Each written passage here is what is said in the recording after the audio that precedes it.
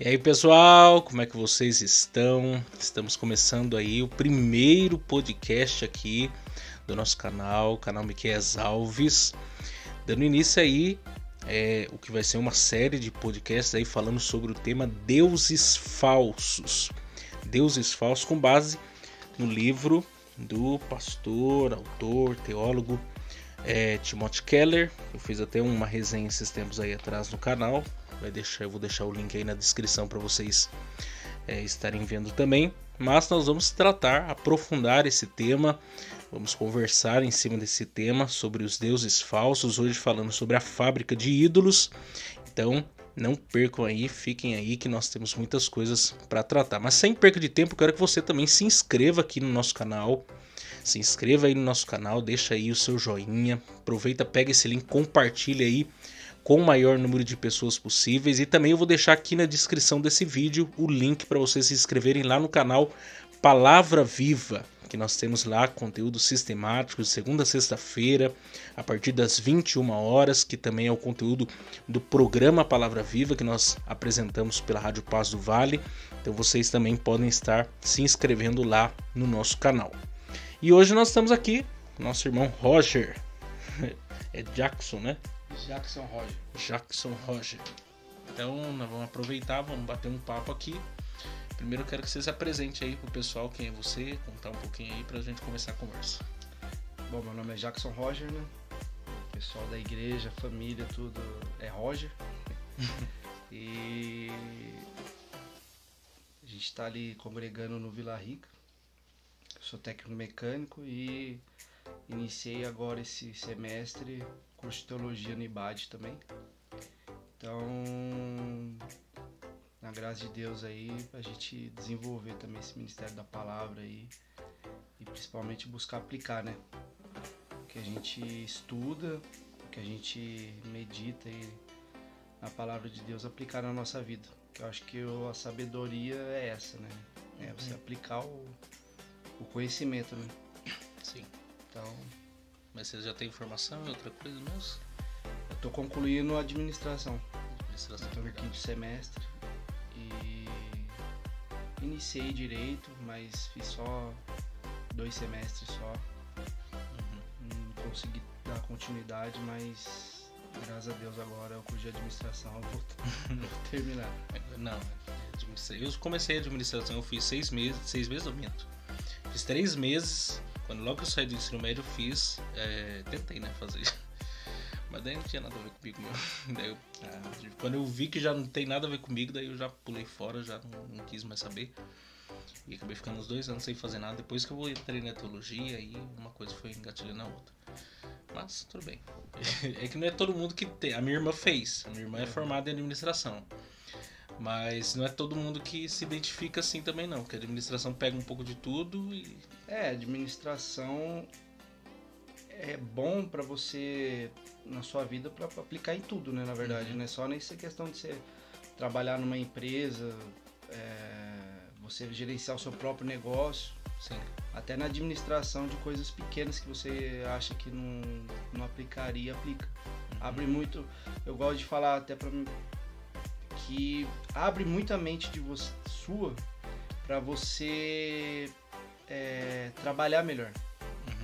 Né? Não só na área administração em si, né? Na área, como eu sou técnico mecânico, aplica muito, entendeu? Na minha área, na igreja, coisas que você não acredita, né? O que você não acredita que aplicaria, aplica, né? As ferramentas é muito legal. Sim. Mas é isso aí, é só pra gente conhecer um pouquinho o Roger aqui, né? Talvez ele vai aparecer, né? Nessa série ainda dos Deuses Falsos, ele vai aparecer em outras vezes. Mas hoje nós vamos falar aí sobre esse primeiro tema aí, que é a fábrica de ídolos. A fábrica de ídolos. E que é a introdução, né? A introdução desse livro aqui, que é um livro, nem sei que ano que foi publicado. No Brasil, 2010, mas... eu acho que ele é um pouco antes disso, porque ele foi publicado primeiro nos Estados Unidos. E são série de mensagens também, com certeza, que o Timothy Keller fez lá na igreja dele. Esse pastor que é autor desse livro aqui, já esteve no Brasil aqui algumas vezes, e ele tem uma igreja no centro de Nova York. Ele plantou essa igreja, né? No começo, se eu não me engano, tinha cerca de 50 pessoas apenas, e hoje tem mais de 5 mil membros. É uma igreja importante porque Nova York é assim, é um São Paulo para nós aqui do Brasil, né, da América Latina, só que as pessoas já não querem saber mais de igreja, ainda mais nos Estados Unidos, que está vivendo uma outra. Enquanto no Brasil há uma adesão muito forte ao protestantismo, agora nos Estados Unidos já está tendo um abandono muito grande, como já aconteceu em muitas partes da Europa, né? E ele é um trabalho desafiador, né? Num contexto bem urbano mesmo, né? Contexto bem urbano de igreja. Ele trata de temas muito assim atuais, do dia a dia mesmo das pessoas, da realidade das pessoas. O livro ele é muito prático. Eu gosto do livro porque ele é muito prático. Ele trata de coisas bem objetivas. Mas fala aí pra mim, Roger, alguma coisa já desse tema aí, começar desse assunto aí, a Fábrica de Ídolos. O que você já leu e que você pensou já sobre isso aí? Essa parte introdutória do livro, ela já traz essa questão que você disse, como em Nova York, o centro, vamos supor, financeiro do mundo, né? Não é nem de uma região nossa aqui da América, do mundo inteiro. Então, assim, ele traz bastante no começo do livro já, bastante caso de pessoas que se suicidaram devido a perdas financeiras, demonstrando que é muito forte na cultura americana, principalmente nessas regiões onde o sistema financeiro é muito grande, de que as pessoas elas colocam toda a confiança dela naquilo, né, de bens materiais. Então, assim, como as perdas que as pessoas tinham eram praticamente perder tudo, isso, como a vida delas estava naquilo, né, influenciou no fato de que muitas se suicidaram, muitas entraram em depressão profundas, que não chegaram ao ponto de se matar, estão em clínicas psiquiátricas, as se pessoas tratando. colocam, né, toda a expectativa de vida numa coisa, numa conquista. Sim. E aí ele cita o exemplo do 2008, né, que teve a crise nos Estados Unidos, né, a saída do Bush, a entrada do Obama, e que teve uma queda muito grande, né. O Brasil sofreu relativamente a respeito disso também, mas lá foi muito impactante para quem teve, como tem também na história deles mesmo lá a depressão de 1929, né, a Grande Depressão também, que a queda lá das bolsas de valores de Nova York, que foi assim devastador, né? Muita gente assim, porque para quem não tem, mesmo para quem tem pouco, você perde qualquer coisa, já faz um estardalhaço. Agora imagina quem tem tudo, é empresa, é funcionários, é um monte de coisa. Aí a pessoa coloca todas as expectativas dela nisso, a partir do momento que ela perde aquilo ali, acabou. Ela acha que não tem mais esperança para a vida dela, ela tira a própria vida, ou se entrega a bebida, ou até mesmo enlouquece. A pessoa fica sem desnorteado, totalmente desnorteado. Porque até um assunto interessante aqui, para a gente começar, é sobre essa questão da idolatria, né? O que significa a idolatria? Até a palavra lá, em grego, é idolon, é ídolo, né? E a ideia de adorar, né? É você se curvar, adorar alguma imagem, algo nesse sentido. Colocar toda a sua fé, expectativa, felicidade, razão de vida em algo material ou até mesmo subjetivo, mas numa ideologia, tantas coisas que podem ser elencadas, e a pessoa começar a adorar, prestar reverência ali nessa coisa. Então, até porque muitas vezes a gente fala de deuses falsos, fala de idolatrias, principalmente no nosso contexto brasileiro, já pensa o protestante principalmente falando mal do católico ou até mesmo de outras religiões. E na verdade o protestantismo também tem seus ídolos. Os evangélicos têm também seus ídolos que não são necessariamente algo ali concreto, visível, que ele está se curvando, mas algo que rouba a sua atenção, que ele... Porque na verdade, e a ideia que ele trata aqui no primeiro capítulo, já introduzindo isso, qualquer coisa você pode transformar num ídolo, até uma coisa boa. Até algo bom você pode transformar aquilo ali num ídolo. E aí é onde a gente começa a pensar, onde estão escondidos os ídolos, o Altezão, onde estão escondidos os ídolos do nosso coração. Mas aí fala aí pra mim, a respeito disso aí, da questão dos ídolos aí. Então, eu até frisei aqui um ponto aqui, logo no começo, dessa estranha melancolia, que é a alegria imperfeita deste mundo.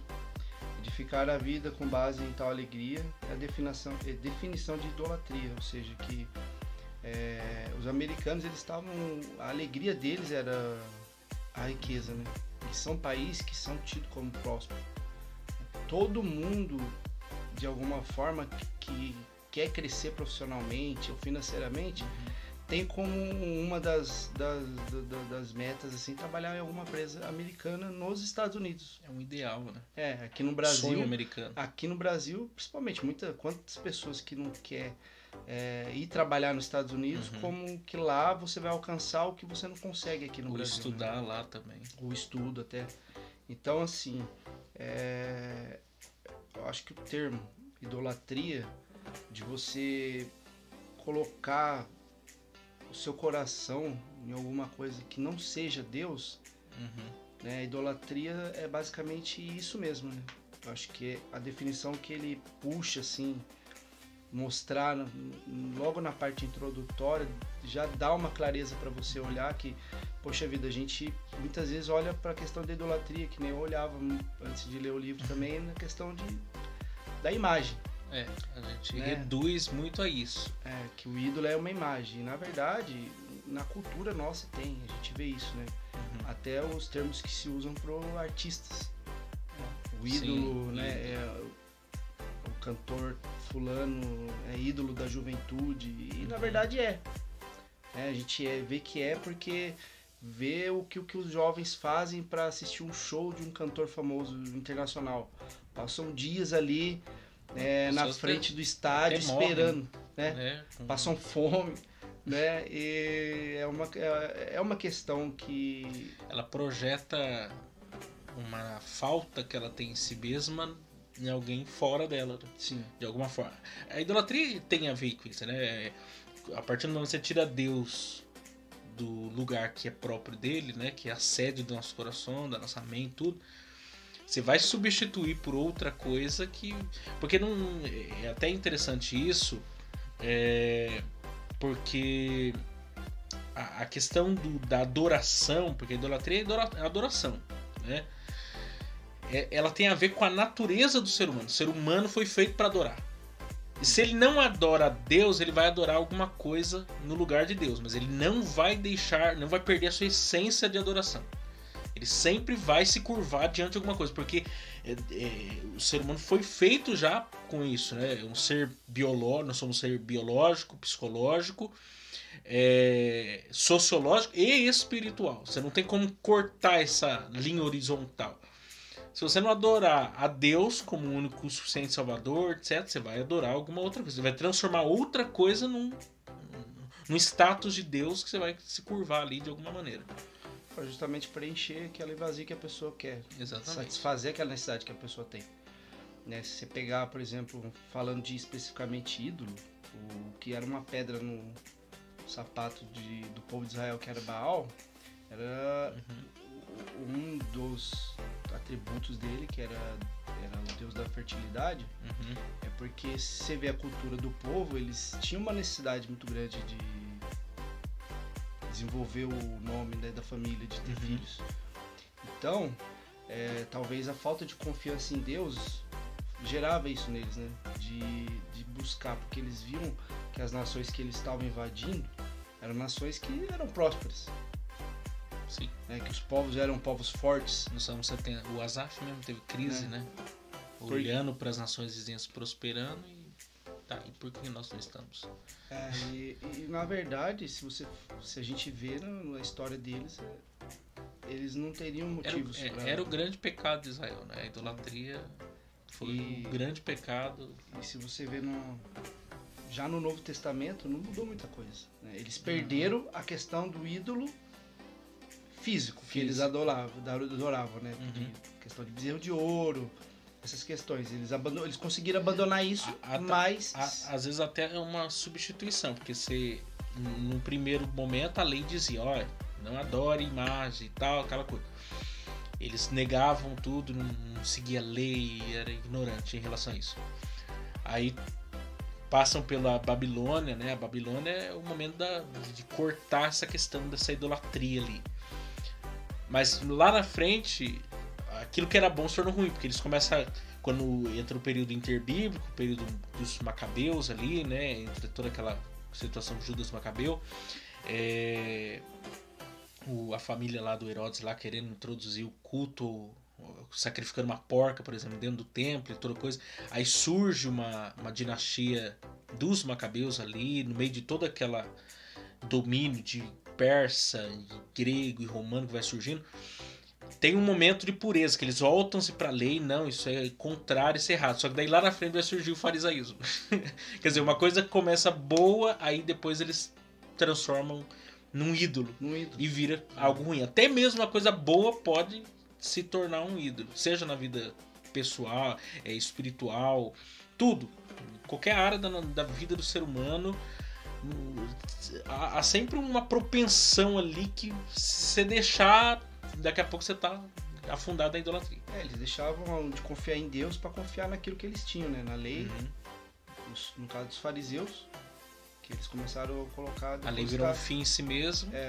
Começaram a colocar toda a confiança deles, na verdade, nas tradições, nem na lei em si. Sim, eles começaram a criar suas próprias tradições a partir da lei. Foi o que Jesus combateu, né, com eles. Durante o ministério de Cristo, ele diversas vezes combateu o quê? A tradição dos fariseus, né? Que eram aquelas leis orais que eles tinham, fora a lei escrita, e que eles estavam colocando muito mais ênfase nelas, né? Ali na vida deles. E é histórico de Israel desde quando mesmo o templo, né? A Arca da Aliança, eles achavam que pelo fato deles ter a Arca da Aliança no lugar, ou o templo, eles estavam livres daquilo que muitas vezes os profetas... Transformaram a Arca da Aliança num ídolo. No ídolo. No amuleto. Então assim, amuleto, tudo que a gente que a gente vai colocar a nossa confiança. Vira uma superstição. Existe até hoje, né? Em meio ao evangelicalismo que a gente tá vivendo aí, as pessoas, a Bíblia, né? Aberta no Salmo 91, a oração, né, do rádio no copo d'água, a vassoura ungida, várias coisas que são apêndices à fé para ajudar na incredulidade da pessoa, porque isso não é uma fé pura, isso é uma fé que precisa de ajuda, e nós não cremos nisso, né? O nome de Jesus é suficiente para nós nesse sentido.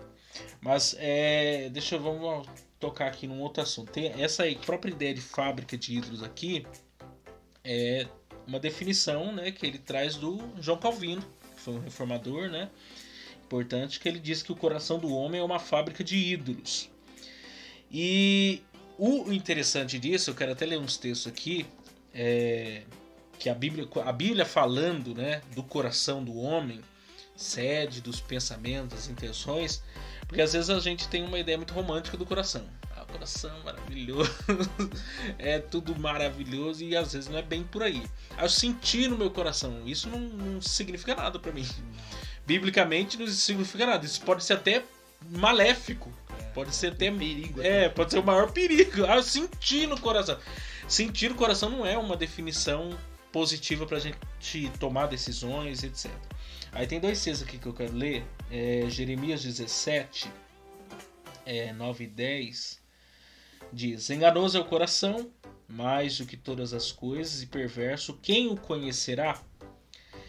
Eu, o Senhor, esquadrilho o coração, eu provo os pensamentos, e isso para dar cada um segundo seus caminhos e segundo o fruto das suas ações. Aí Jesus falando, Mateus capítulo 15, verso 19, ele diz: porque o coração do homem procede os maus pensamentos, mortes, adultérios, prostituição, furtos, falsos testemunhos e blasfêmias. Não preciso nem falar mais nada. É essa fonte de tudo que é de maligno, de tudo que é de ruim, é o coração do ser humano. Isso por causa do pecado, obviamente, né? O pecado muita gente romantiza até a ideia do pecado. O pecado é muito sério, o pecado é radical. Inclusive, o pecado ele é tão radical que a graça tem que ser mais radical que o pecado. Porque diz aonde que abundou o pecado, superabundou a graça. A graça tem que transbordar a realidade do pecado, tamanho a profundeza que o pecado atingiu o ser humano. Tudo, né? De modo tem a frase que eu tenho aqui, que é tudo que o coração toca, ele tem a capacidade de transformar um ídolo. Pra você ver a ideia, até a história tinha um menino que nós cantávamos quando era criança, né? Tudo aquilo que eu tocar abençoado será. No caso do coração, tudo que o coração tocar amaldiçoado será. É o inverso. Porque ele tem poder de destruição mesmo, aquele negócio que não dá nem para entender. Por isso que a gente tem que ter muito cuidado nisso, uma avaliação muito profunda do nosso próprio coração, das nossas intenções, o porquê fazemos o que fazemos, onde nós queremos chegar com aquilo. Tem um texto em Malaquias que Deus repreende no povo, repreende por causa das intenções, porque diz lá que eles oravam, né, choravam, vestiam a roupa de pano de saco e toda aquela coisa, mas era não com sinceridade, era tudo hipocrisia. Era para querer algo de Deus, mas não por querer Deus, mas por querer alguma coisa de Deus. E aí é onde mostra a motivação do coração. Você pode estar fazendo uma coisa certa, o cara pode estar orando, mas se ele estiver orando com a motivação errada, a oração dele é uma idolatria. Não surte efeito, né? Não. É como orar para um ídolo, para Baal. Por isso que Cristo, acho que foi bem específico, conhecendo o coração do homem. E depois desses ensinamentos todos, acho que uma palavra que ele deixou que resume a nossa forma de vencer isso seria o negar a si mesmo. Acho que é a melhor forma que a gente consegue, por mais difícil que a gente... E a parte é o convite ao discipulado. É você negar a si mesmo, tomar a sua cruz e seguir ele realmente. Porque eu acho que quando a gente vê o que é o ser humano, né, a gente lê no livro aqui, já na parte introdutória, você já tem muita revelação assim, de coisas que você olhava e não dava importância que aquilo poderia ser uma idolatria, né? E às vezes são coisas simples que a gente acaba colocando a confiança como um trabalho, né? Falo até por mim assim, em relação a buscar um trabalho melhor sempre. Tá errado? Não. Em certo ponto não. Mas em certo ponto o motivo é porque, por exemplo, eu quero acho que não eu, mas acho que toda a população quer trabalhar num concurso público. Bom, quer um concurso público. Trabalhar concursado, por quê? Segurança, né? Você sabe estabilidade, coisas que o ser humano busca. Você pegar aquela pirâmide de Maslow, ele coloca as necessidades do ser humano e aparece essa necessidade de segurança, necessidade do amor. Então, assim, os estudos seculares já trazem isso. Sim. Né? Já trazem isso mostrando que o ser humano tem as necessidades e ele busca preencher essas necessidades com aquilo que ele tem as prioridades ali em ordem. E quando ele alcança aquela determinada prioridade, ele busca outra prioridade dele. Se eu alcançar uma segurança financeira, eu vou buscar o amor. É como que existisse uma linha, um fio condutor assim, na vida do ser humano. Você tem um ideal, todo ser humano tem um ideal, onde ele quer chegar, um sonho, mas às vezes isso também é a brecha, né? Sim. Que tá ali, só que se você alimentar de maneira errada, esse processo é o processo da construção de um ídolo. Aí chega lá na frente, lá no topo, se você perder aquilo ali, aí você revela, aí você descobre aonde estava o seu coração o tempo todo, né? Porque é onde é a ideia da idolatria. Onde está o seu coração? Por isso que a Bíblia fala... A própria ideia do dinheiro. A Bíblia trata o dinheiro como idolatria, um ídolo. É mamon. Por exemplo, se você pegar 50 reais, amassar os 50 reais e jogar na rua, a pessoa vai passar por aqueles 50 reais, pode estar amassado, pisado, o que for, ele vai pegar aqueles 50 reais. É quase que uma pessoa aqueles 50 reais. Não é um... Porque um papel sujo no chão, a pessoa passa, ela não liga, mas não é um papel qualquer, tem um valor ali. Então, muita coisa, até no processo, vamos pegar o exemplo lá da mulher de Ló, por exemplo. O coração dela estava em Sodoma. E a prova disso é que ela não conseguiu se desancilhar de Sodoma, de modo que ela se tornou igual Sodoma. Porque esse é um outro... A ideia da idolatria, que a gente se torna aquilo que a gente adora. Até tem um texto legal, deixa eu ver se eu anotei aqui, Salmo 115. O Salmo 115 fala exatamente isso. Salmo 115, do 4 ao 8. Os ídolos deles são prata e ouro, obra das mãos dos homens. Tem boca, mas não falam, tem olhos, mas não veem, tem ouvidos, mas não ouvem. Nariz tem, mas não cheiram. Tem mãos, mas não apalpam. Tem pés, mas não andam. Nem som algum sai de sua garganta. Tornaram-se semelhante a eles os que os fazem e todos os que neles confiam. Tornaram-se iguais, quer dizer, você se torna exatamente aquilo que você adora. Você adora o dinheiro, vai virar aquilo ali. O dinheiro vai ser você. Adora poder, que ele vai tratar de vários assuntos aqui, né? A própria ideia do amor romântico, a pessoa apaixonada, né? E o amor cego, que passa por cima de princípios, e uma sequência de outras coisas que vai surgindo. A sedução do sucesso também. A pessoa quer sucesso, ela quer visibilidade, ela quer fama, quer aplauso. Todo custo. Tudo. Ela faz qualquer coisa para que aquilo ali aconteça. E aí você vai vendo que essas coisas vai revelando o que tá ali no coração da pessoa. A pessoa tá se tornando um ídolo, ela não tá percebendo. Porque ela não consegue separar uma coisa da outra. E às vezes também tem muito a ver com o relacionamento da pessoa com Deus, né? Porque o próprio convertido, ele é sujeito a isso, né? A gente tá falando a respeito da idolatria como se nós convertidos não passássemos por essa luta, mas nós passamos o tempo todo, né?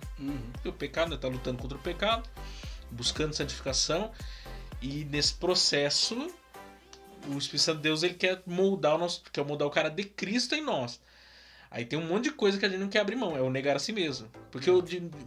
Porque tipo, é fácil às vezes negar algo material. A questão não é essa, a questão é negar a si mesmo. Si mesmo, esse que é o ponto. É porque às vezes há uma extensão de você para aquilo que você adora, então você já não consegue separar. Aí quando você fala, não, mas você tem que negar isso aqui, ou alguém te confronta sobre alguma coisa, aí, peraí.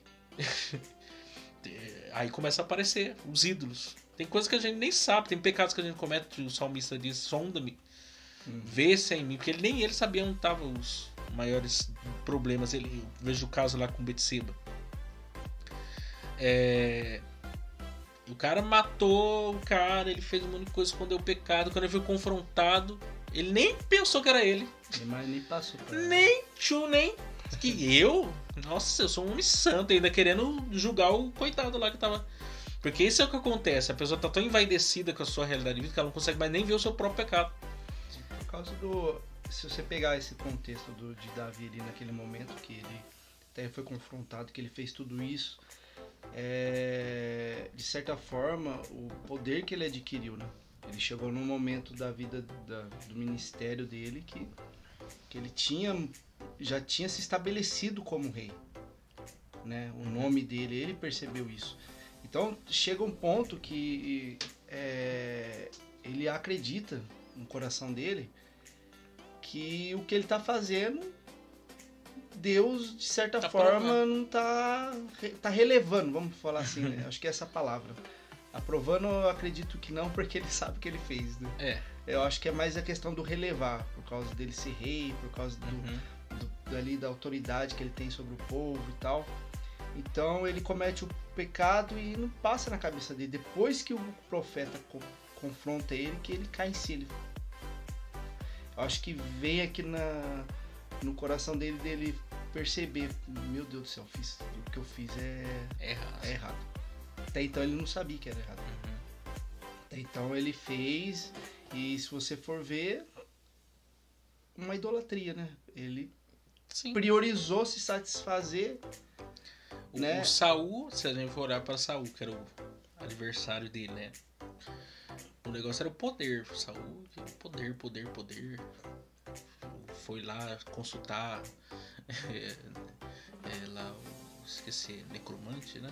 Aquele ali já era no final, já tinha perdido. Não, mas ele começou né? assim, ele começou num erro e começou a errar sem fim. Davi, a diferença de Davi, que eu sempre observo isso, Davi ele pecava e nós pecamos. Sim. É impossível, não existe. Você pode ter 30 anos de crente, 50, 100 anos de crente, nasceu no evangelho. Você vai pecar, você vai lutar contra o pecado todo dia. A diferença é que você está em processo de construção, você vai se arrepender daquele pecado. Saul não, ele não se arrependia. Ele tinha remorso, é o caso do Judas também. Judas não se arrependeu do pecado, ele teve remorso, ele pesou, aquilo teve um peso na consciência por causa das consequências, mas não pela causa. Sim. O arrependimento não, o arrependimento é o sofrimento diante as causas. Aquilo não é. Você sabe que foi errado desde o início. Não pelo que aconteceu. O que aconteceu é remorso. A gente tem peso na consciência, porque se não tivesse tido aquele resultado, ele não teria peso nenhum na consciência. Que nem o próprio Timothy Keller fala aqui no início da questão da diferença de tristeza e desespero.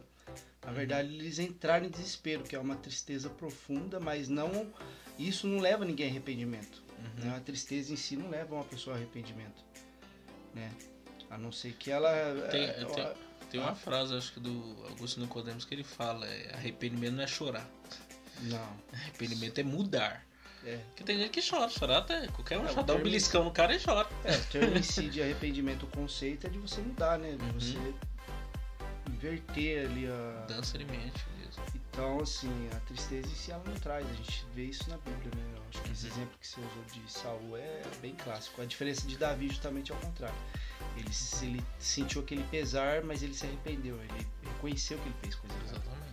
Tem 2 salmos, são 32 salmos que eu tenho, que ele fala dessa confissão mesmo. E há um desespero porque até tem a ver com o contexto do Antigo Testamento. Hoje no Novo Testamento o Espírito foi derramado sobre toda a carne. Todos nós temos o Espírito Santo. No Antigo Testamento não era assim. O Espírito Santo ele é específico. Exatamente, é pontual a reis, sacerdotes, profetas, etc. Ele agia de um modo geral, mas de forma específica ali. Não quer dizer que as pessoas não tinham o Espírito Santo num certo sentido, mas não como nós temos hoje em nós, como uma pessoa. O termo usado é diferente também. A ideia vinha sobre. Exatamente. E aí, quando Saul, inclusive, o texto lá que ele é ungido, né, na casa lá entre os seus irmãos, capítulos, acho que posteriores, já fala que o Espírito havia saído, se retirado de Saul. Como anteriormente, por exemplo, se retirou de Sansão. E ele temia isso, porque se ele perdeu o Espírito Santo, e ele é um homem conhecedor. Davi, é até interessante isso, quem restaurou o culto, em tese, ou que deu os caminhos para a restauração do culto, foi Davi. Porque a arca ficou muitos anos fora de Israel, e praticamente uma geração inteira perdeu aquela coisa do culto, porque a arca tá fora, né? E quando a arca é conquistada, ele conquista a arca, ele começa um novo capítulo da questão da adoração, do culto. Não é à toa que ele escreveu 73 dos salmos que nós temos na Bíblia de Davi. E ele restaura, o Salomão, né, constrói o templo, ele tem a ideia de construir o templo, mas é Salomão que executa. A vida de adoração de Davi, tudo ele olhava, ele adorava a Deus. Eu levo meus olhos para os montes, de onde virá o socorro. Tudo que ele olhava, o Senhor meu pastor, no dia a dia, ele conseguia ver tudo. A questão das guerras, você vê os salmos de Davi, tudo ele vê a presença de Deus ali. Ele é um homem temente, um homem de oração também, né? Porque os salmos são orações em tese. E você vê ele orando em meio ao sofrimento, ele as pelejas, né? Ele enfrentou muitas guerras, ele buscava a confirmação de Deus, então ele era muito temente. Então imagina perder o Espírito Santo. Ele sabia que se ele perdesse o Espírito Santo, acabou a vida dele. Ele podia entregar o reinado, porque não ia ter mais jeito. Porque ele viu isso acontecer com Saul. Ele viu a arca, ele viu que a arca ficou fora, ele viu o que é ficar sem a arca. Então era algo muito real para Davi. E até mesmo quando você vê desde o começo, né? Quando ele... porque a própria ideia de Davi significa amado, né? O significado do nome Davi é amado. E ele não era amado pelo pai dele, por exemplo. O pai dele amava os irmãos mais velhos. Imagina, o Samuel era o Bolsonaro de hoje. Era o cara mais importante da nação. O Bolsonaro vai na tua casa e você tá lá no campo, cuidando das ovelhas. Que, pela perspectiva dos irmãos, era um negócio, sabe, sem importância nenhuma. E Deus queria ungir ele, e Deus ungiu. Aí você já vê ali a piedade dele, porque aí no texto diz, e ungiu ele entre os seus irmãos, ou no meio dos seus irmãos. É Deus honrando ele. Porque Deus, ele é assim, né? Se você honra ele no secreto, ele te honra em público. É o caso também de, você pega lá Daniel na cova, né? Daniel honrou Deus. E Deus honrou Daniel. Sadraque, Mesaque e Abednego honraram a Deus. Deus honrou. Porque quando você reconhece, entra tudo nessa questão de idolatria. Se você não entende Deus como a sua prioridade, como a quem você realmente adora, você não tem noção de pecado, você não tem noção de a presença de Deus está longe de mim, e de o Senhor, sabe, cria em mim um coração, não retire de mim teu Espírito Santo. É a ideia de alguém que tem Deus como centro da sua vida. Se você tirar aquilo ali... Agora, se você já não tem Deus no centro, aí nada importa. E daí o ídolo você faz as coisas da vida o seu Deus ali. Deus não é importante, porque você não adora ele. E Jesus foi confrontado no deserto justamente nesses pontos que o homem se prende, né? Satanás, quando tentou ele, mostrou pra ele a glória dos reinos, que fica subentendido aí que todos os pecados que existem, né? Poder, orgulho, concupiscência da carne, dos olhos, tudo aquilo pra ele, e ele rejeitou. E mesma coisa o alimento, que era uma necessidade física, fisiológica da pessoa ali, que era o que ele tava mais, né? Porque depois de 40 dias ele sentiu fome. Depois de 40 dias ele sentiu fome. Ainda tem um texto, né? Mateus fala depois de 40 dias, Lucas fala durante os 40 dias, porque não adianta, você ficar sem refeição já tá com fome. Sim, até tem um capítulo um livro do Augusto Cury, é legal de ler como um psicólogo, né? Falando como psicólogo. O homem mais inteligente, né? Sim. E ele tem um capítulo que ele fala disso. Porque lá, por exemplo, o ser humano é tentado, vamos pegar o contexto da tentação, você lá é tentado. Só que Jesus, ele foi tentado no momento de maior exaustão. Sim. Ele estava sem comer. Então, ele não estava nas suas plenas faculdades mentais, nem físicas, espirituais, nada. Ele estava frágil. Ele estava como alguém sendo torturado. Sim. Uma pessoa estava em estado de tortura, se você oferece alguma coisa para ela comer, ela vai comer. Porque o corpo dela chega um momento que o corpo fala por você. E Jesus deu respostas para Satanás conscientemente, com pleno domínio das suas emoções, tudo, mesmo na exaustão espiritual, levado à exaustão. Aí às vezes a gente é tentado, tipo, de barriga cheia, e a gente cede à tentação. E Jesus foi tentado num momento de maior crise ali, que é o jejum. Momento de maior fragilidade, né? Que ele estava entregue, sozinho, com fome, sujeito às feras, né, do deserto, sujeito a um monte de coisas, e mesmo assim se manteve. A própria opressão do inimigo, né, porque ele foi levado pelo Espírito para ser tentado por Satanás. Imagina.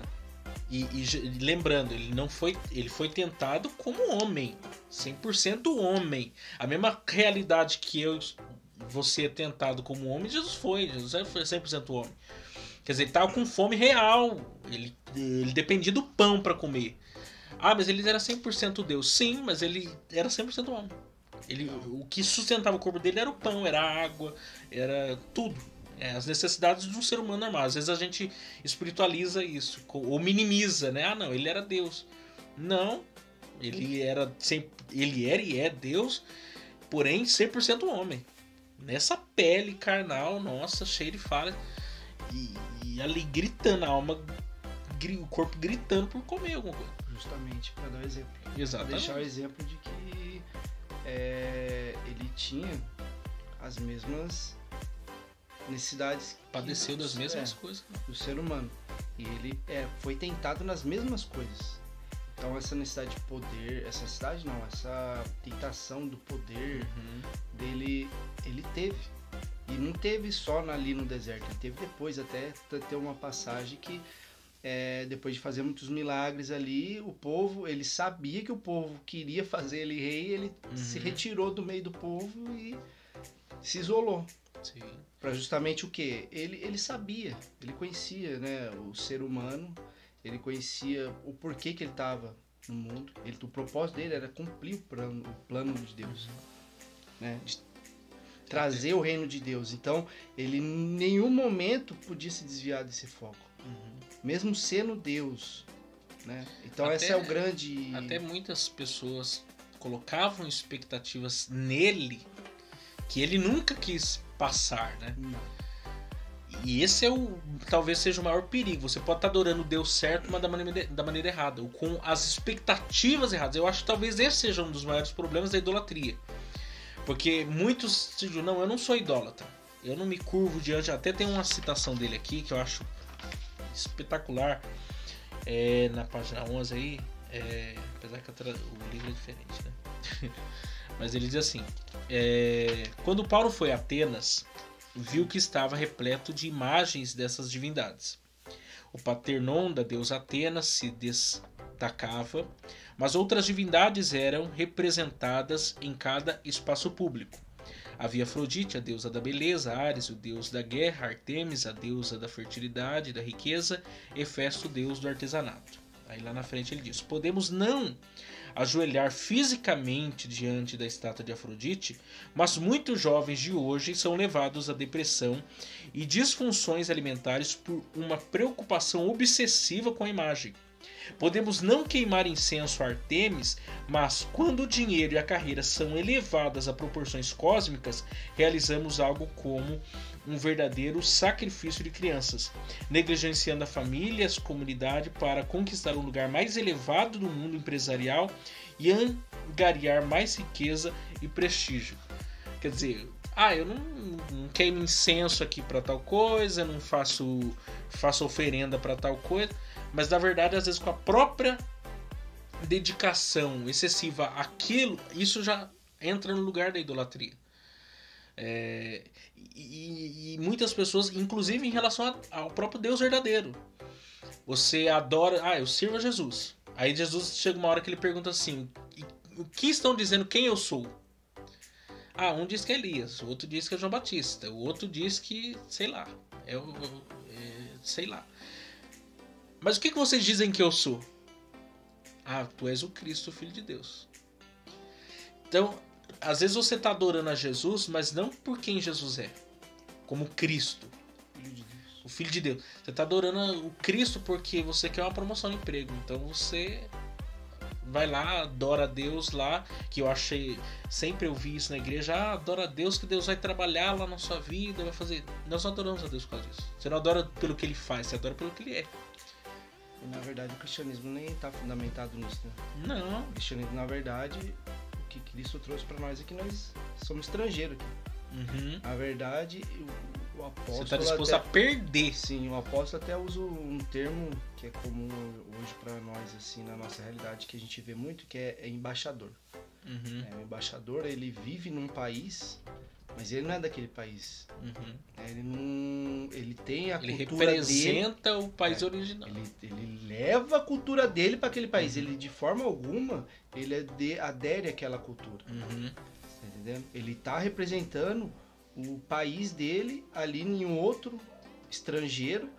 E com o intuito de quê? De manter relações, mas de preservar a identidade do país dele ali, naquele lugar. Sim. Então nós somos isso, né? O cristão é isso no mundo. Então a gente se apegar a coisas materiais, isso nos leva para a idolatria. De certo modo, por quê? De certa forma vai nos afastar de Deus de algum ponto.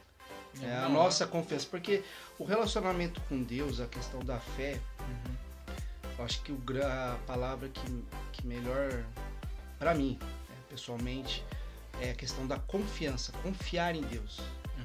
Porque a fé, para mim, é confiar em Deus. Então, se é confiar em Deus, quando Jesus falou que a gente não precisava se preocupar com a comida que come, com a roupa que veste, que Deus sabe que nós precisamos dessas coisas e que a gente deve buscar primeiro o reino de Deus, que as demais coisas serão acrescentadas, e que basta cada dia o seu mal. Então a gente tem que viver diariamente confiando em Deus baseado também na oração do Pai Nosso, porque ela mostra isso pra gente. Dar-nos o pão de cada dia. É a ideia de você depender dele e não das coisas. Porque ainda ele usa lá essa passagem, eu gosto muito, tem uma ilustração que conta uma criança, né? Sim. Uma criança. 5 anos de idade. Ansiosa, vai pro pai e pergunta assim: pai, vai ter almoço amanhã? E o pai, enquanto tá ouvindo a criança falar, tá alimentando o passarinho. Tá alimentando o cachorrinho. E tá ouvindo a filha de 5 anos de idade, ansiosa, falando assim: vai ter almoço amanhã? Aí o pai olha pra criança e fala assim: minha filha, se eu tô alimentando os passarinhos, se eu tô alimentando o cãozinho, por que eu não vou alimentar você, que é minha filha? E é o exemplo que Jesus usa lá. E às vezes a gente tem umas loucuras. Fala assim: peraí, eu sou filho de Deus. Se Deus alimenta os pássaros, ele veste lá o lírio do campo, ele faz isso, ele não vai cuidar de mim? Como assim? É inverter a posição de importância. E aí você vê que a dependência realmente está em Deus, não naquilo que ele provê ou deixa ele prover, acontece ou deixa acontecer. Ele é a nossa providência, ele é tudo. Você olha para Jó. Jó viveu o caminho inverso, porque Jó tinha tudo e perdeu. Muitos não têm nada e ganham. E isso é uma provação também. Porque às vezes o cara não tinha nada, ele era fiel a Deus. Aí começou a ganhar as coisas, deixou de ser fiel a Deus. E o outro tinha tudo, já era cristão, fiel a Deus. Aí Deus faz ele perder tudo para ver se ele vai continuar fiel. E Deus sempre vai submeter a gente ao teste. Sim. Tem o texto lá de Romanos 5, né? A paciência produz a experiência e esperança. A ideia lá de experiência, de fato, é submeter a teste, julgamento. Provar para aprovar. E certas coisas que Deus vai fazer o salvo estar submetido é justamente ao teste. Eu quero saber se você vai passar no teste. Não é nem por nenhum outro motivo, assim, não. É só para saber se você está pronto. Para você subir de nível. Aí você olha José. José foi testado no poder. Deus queria fazer dele governador. Deus tinha um propósito para a vida dele. Não, você vai governar o mundo. Você vai ser o presidente dos Estados Unidos aqui. Mas você não pode ser apegado ao poder a ponto de oprimir pessoas, a ponto de... porque é isso que acontece com o poder. A pessoa, se ela se apega ao poder, ela subjuga quem está abaixo dela para se manter no poder. Até a gente viu aí, surgiu aí, não sei quando que a gente vai lançar aqui o podcast, mas a polêmica aí de ontem pra cá, do negócio do nazismo. Não sei se você viu. Sim, vi. O nazismo é poder. É poder pelo poder. A ponto de matar quem que estiver na frente, a ponto de dizimar quem que estiver na frente pra se manter no poder. Pra manter uma raça que, teoricamente, que eles é a mais pura. Né? Consideram uma raça pura.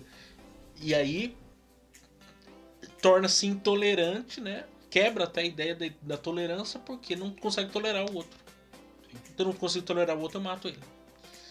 E isso é o que acontece quando a pessoa é apegada ao poder. Aí Deus não poderia, José não poderia ser apegado ao poder, porque se ele for apegado ao poder, primeiro, ele vai perder o foco dele.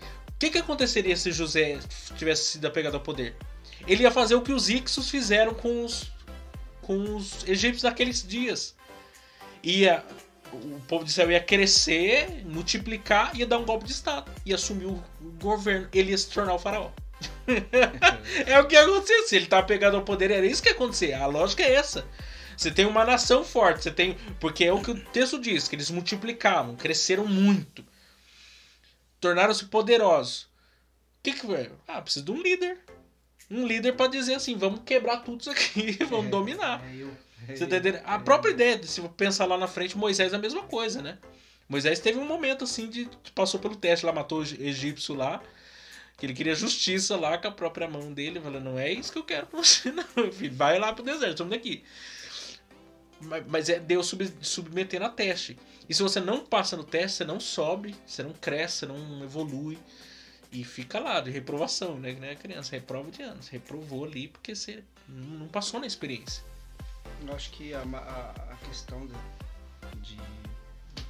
dessa, né? Até Ezequiel, né? Que é a prática da idolatria, ela é no coração e depois exteriorizada. Primeiro nasce no coração do homem. É por isso que, voltando àquilo que você falou no início, da questão da pessoa confiar no que o coração dela sente, o perigo tá aí, né? Que é justamente isso, de tudo que a gente está discutindo, de que o mal tá no coração do homem, para depois se exteriorizar. Então tudo que a gente que primeiro a gente deixa produzir dentro da gente, exteriorizar, que vai manifestar o pecado em si, né? Jesus foi bem específico nisso, que não é o que entra, é o que sai. Então são as nossas ações, né? E o coração, a gente tendo esse conhecimento, o coração tem essa tendência pro pecado, pro mal, pra idolatria, para se desviar de Deus, a gente tem que justamente lutar contra, né? E buscar na fonte, que é a palavra de Deus, e na direção do Espírito Santo, pra gente ter a força e o direcionamento para justamente se desviar dessas armadilhas, né? Paulo usa a ideia de mortificar os membros que estão sobre a terra, a carne. Porque, vamos falar a verdade, você tá ali, vamos supor, por exemplo, eu tô tentando fazer regime. Começar 2022 bem. Mas não é todo dia que você tá querendo comer aquela fruta ali, não. Porque a nossa natureza quer aquilo que é agradável. Ela quer ser alimentada daquilo que é gostoso, que é confortável. E quando você se coloca a fazer algo que é contrário à sua natureza, é um mortificar a carne. É você dizer, não, eu sei o que isso aqui pode não ser gostoso como eu gostaria que fosse, mas isso faz bem pra mim. É o que é saudável. É o que faz bem. Se eu fosse ser deixado conduzido pela minha própria vontade, você tá lascado. A gente vai pro poço. É McDonald's todos os dias. Então, McDonald's, trufa, assim, né? chocolate todos os dias, deixar. Mas não, você tem que dizer, não, eu não posso aceitar isso. E isso tem a ver com tudo na vida da gente, né? Coisas do dia a dia. Eu penso assim, muita coisa é exteriorizada, né? Então, a gente tem que avaliar muito o que a gente tá fazendo. O que você está fazendo? Porque se você está fazendo, é porque isso diz pra mim alguma coisa, seja positivamente ou negativamente. Por que eu faço isso? Às vezes é um pecado mesmo. A pessoa cai naquele mesmo pecado. Por que eu cometo aquele mesmo pecado sempre? O que me leva àquilo ali? É algo para sondar o coração, para saber, nossa, por que eu sempre caio nesse mesmo buraco, sempre caio nessa mesma situação? Um exemplo. Pessoas que se relacionam com pessoas.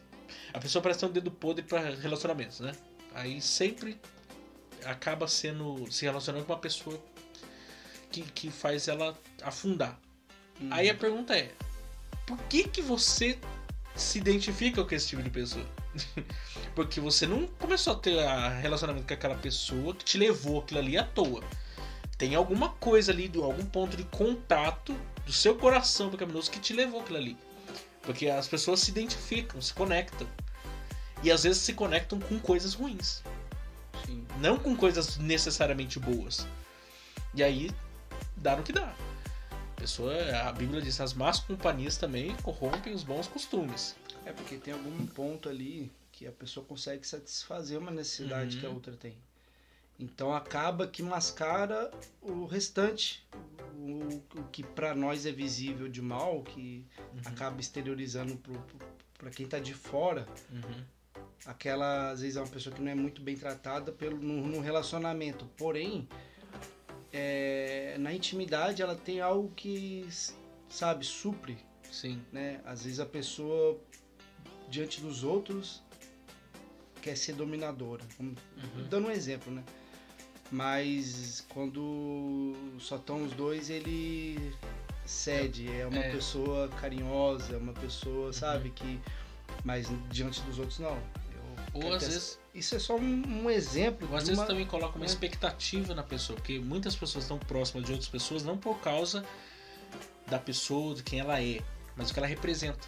Sim. Então, por exemplo, esse cara aqui é famoso, então eu vou me aproximar dele aqui porque eu quero ser famoso também. Sim. O ídolo do coração dele é a fama, então ele... esse cara é bem aceito aqui na sociedade, né? Então eu vou me aproximar... Status. Exatamente, é por interesse. Usa a pessoa como objeto para seus próprios fins. De modo que quando acontece alguma coisa, ela tem facilidade de romper aquela amizade e cada um segue sua vida. Escarnece ainda se for o caso da pessoa. Por quê? Porque nunca houve amizade sincera. Sim. Porque a própria ideia diz a Bíblia, quando você acha um amigo mesmo, sincero, é como você achar um irmão. É o caso de Jonatas e Davi. Você pega lá um exemplo. Jonatas não era para ser amigo de Davi, vamos falar a verdade? Era a coisa mais improvável do mundo, era Jonatas e Davi ser amigo. Porque Jonatas era para ser o rei, e Jonatas sabia que quem ia ser o rei era Davi. Aí você vê que Jonatas não tinha o poder como ídolo, e nem Davi tinha Jonatas como adversário. Aí havia essa conexão de amizade. De modo que mesmo depois da morte, Davi ainda agiu com benevolência para com Jonathan, honrando lá Mefibosete. Onde você vê que aquele sacrifício. Jesus mesmo disse que não vos chamareis mais de servos, mas chamareis de amigos. E amigo sincero é aquele que dá a vida. Entrega, a ponto da pessoa entregar a vida pela outra. Tamanha amizade ali. O próprio texto de Romanos 5 diz que talvez por um homem bom alguém ouse morrer pelo outro, mas por um homem mau ninguém morreria. Tá aí talvez essa ideia. A ideia de... essa conexão. Você falando agora é só de ser uma aplicação, assim. Que eu gosto sempre de trazer para uma aplicação. Para nós, eu acho que na nossa realidade, eu acho que isso foi até conversado na classe de jovens da escola dominical. Hoje não tem essa exigência da gente entregar a vida, né? Literalmente falando de morrer por alguém, até porque não tem essa... Eu acredito que não tem essa exigência nem no contexto político que nós estivéssemos inserido de perseguição mesmo, que alguém colocasse uma arma na sua cabeça e falasse para você morrer por uma determinada pessoa. Mas eu penso assim, e até trago assim para nós como uma provocação. A pessoa que está trazendo algum mal pra gente, que a gente sabe, dentro da nossa comunidade, dentro da nossa comunhão ali. Uma pessoa que por algum motivo tem as suas divergências, mas ao invés de buscar a direção de Deus, busca de alguma forma te atacar. Você, como cristão autêntico, que desapegado, realmente servo, né? Você, ao invés de bater de frente, você fazer o quê? Um jejum.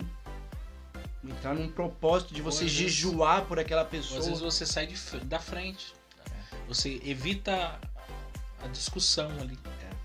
A pessoa vem com aquela intenção maligna mesmo, às vezes. O mesmo fez. Discorda mesmo. O mesmo fez. Criou uma fofoca a seu respeito. Você já vê, você olha para aquilo ali, não, eu não vou revidar aquilo ali. Sim. É o combater o mal com o bem, né?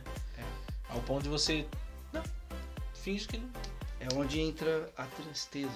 Que eu acho que é onde deveria entrar a tristeza pra nós. De você ficar triste por causa daquela condição, pensando no quê? Aquilo que a pessoa tá fazendo pode levar ela pra condenação. Não, e às vezes... Pode não. Levaria se a pessoa naquele momento acontecesse de ou Cristo voltar ou a pessoa ter um mal súbito que fosse. Naquele contexto a pessoa poderia morrer sem a salvação. Por causa de um... E você, ao contrário, você sentia tristeza ao invés de você sentir o quê? O que seria do ser humano? Você sentir no seu direito de sentir raiva, de se defender. E o cristão verdadeiro, ele não age assim. Ele já agiria como? Ele não age com vingança. Não, ele agiria como? Ele daria outra face, que é esse que é o que eu vejo o conceito. Você dá outra face, mas ao mesmo tempo você dá a sua vida em que forma? Você jejuar, você colocar pra Deus aquilo ali pra você vencer a batalha que tá acontecendo, que na verdade não é contra a carne. Sim, e o pagar, realmente, a Bíblia, Jesus ensina: amai os inimigos, orai por os que maltratam e perseguem. É porque assim, eu penso assim, a maturidade cristã está muito atrelada a isso. Tem um texto, deixa eu até ler aqui, de Romanos 15. Paulo não havia plantado a igreja de Roma. E ela também não foi plantada por nenhum apóstolo, foi pelos próprios crentes convertidos mesmo no dia de Pentecostes, lá como alguns acreditam. Aí ele diz assim: eu próprio, meus irmãos, 15:14. Eu próprio, meus irmãos, certo estou a respeito de vós, que vós mesmos estáis cheios de bondade, cheios de todo conhecimento, podendo admoestar-vos uns aos outros. Isso é a maturidade espiritual, ao ponto de você estar cheio de bondade, que é a prática do evangelho, cheio do conhecimento do evangelho, e diante disso você tem maturidade espiritual. Porque o crente maduro, ele não cede a essas coisas. Porque pra que você ficar brigando, fazendo picuinha, ou você vê o quadro maior? Essa é a verdade. Eu penso assim, a maturidade, ela te distancia do meio da multidão para uma zona que faz você ver o todo, não aquilo ali. Porque às vezes a pessoa vai lá, fez uma coisa ali, a gente fica chateado, a gente fica angustiado e tal. Só que quando você vê o quadro geral, você fala assim, é como um jogo de xadrez, né? Você tem que olhar o quadro geral para você saber o que fazer. E entra também aquele aspecto da bem-aventurança, bem-aventurados pacificadores. Para mim é exatamente isso, é uma pessoa que tá vendo a coisa do lado de fora. Ela não tá se deixando envolver por algum sentimento do próprio coração pecaminoso, da realidade da vida. Ela não tá criando um satanás ali, porque às vezes muita coisa é teoria da própria cabeça da pessoa mesmo. A pessoa tá cheia de malignidade mesmo, então isso... ela usa as pessoas, usa as coisas para materializar a sua insatisfação, vingança, coisa, sabe, boba. Sim. Mas isso revela o coração da pessoa. Onde está o coração daquela pessoa? O que rege aquela pessoa ali? E às vezes o ídolo da pessoa é ela mesma. Exatamente. Ela é o superego. Porque assim, o eu, todo mundo vai ter. Você tem o eu tenho o eu. Só que o ego é esse eu e vai descendo. E esse ídolo é o difícil. Você se adora. Nossa, eu sou o cara. Eu canto grandioso és tu na frente do espelho. Mas tem gente que é assim. Isso é uma realidade. Porque a pessoa não consegue. Ela só consegue ver ela mesma. Sim. E ela se frustra, né? Porque muitas e as pessoas que se frustram muito. Isso é um grande ídolo, né? O eu é o grande ídolo também. Eu acho que de todos o que a gente pega aqui, né? Isso aqui, que o livro é interessante, que ele vem com uma introdução e ele já coloca bastante coisa na introdução. E depois ele separa os temas, né? 7 temas que ele pontua, né? Porque não dá pra você trabalhar todos. Só que se a gente pegar, ler esse livro que é super interessante e você pega e começa a refletir na vida, você sabe, você entende que realmente tudo pode se tornar um ídolo e existe diversas formas, diversas facetas. Então nós estamos aí indicando aí esse livro aí para vocês. Deixa eu ver se dá para aparecer aqui. Do Timothy Keller aí. É uma leitura realmente muito, muito boa mesmo, muito proveitosa. O dele é da Vida Nova. E nós batemos esse papo aí. Não dá para aprofundar mais, não tem nem mais tempo, nem memória no negócio ali.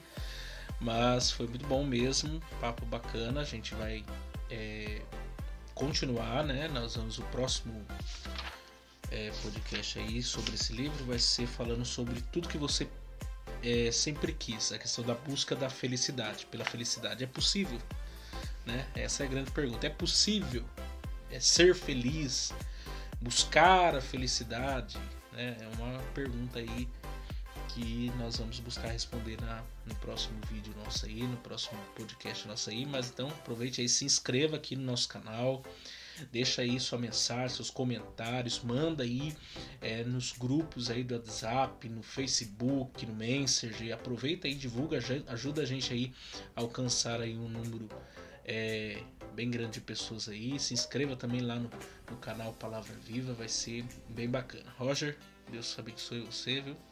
Amém. Você vai voltar mais vezes. Eu que agradeço. E aí nós vamos continuar falando aí, batendo esse papo aí. Tem que marcar pra ele ir lá no Palavra Viva lá e gravar no programa lá. Mas é isso aí. Isso aí, gente. Tá terminado.